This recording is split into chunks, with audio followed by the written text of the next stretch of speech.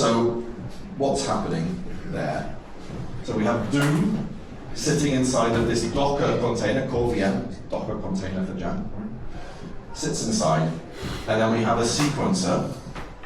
In fact, it's kind of like a simulator. What it does is it works out which memory pages Doom is going to need to produce the next 6 seconds, and it just makes a work package that sort of tells it what those memory pages are.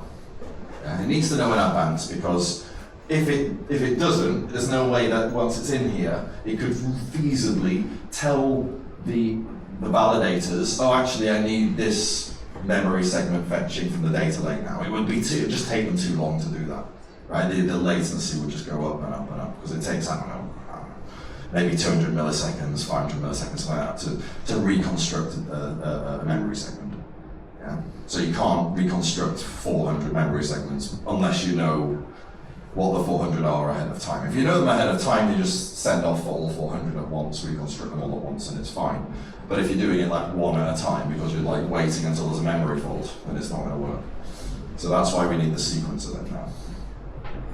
There are other potential ways of sequencing. You could guess what the memory pages are, and if the application tends only to use the same memory pages 99.9% of the time, and you probably do that, and you'd have a much simpler sequence, so you wouldn't need to simulate the program to work out what the memory pages are necessarily. But we do it the proper way, so that it will work with any software. When it's inside of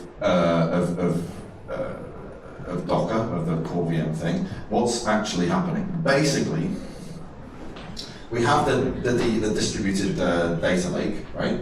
So we have a vast amount, this 1.6 petabyte data lake. And what we're doing is we're pulling in the old RAM that we're going to read, right? Not pulling in all of the old RAM. That could be too big.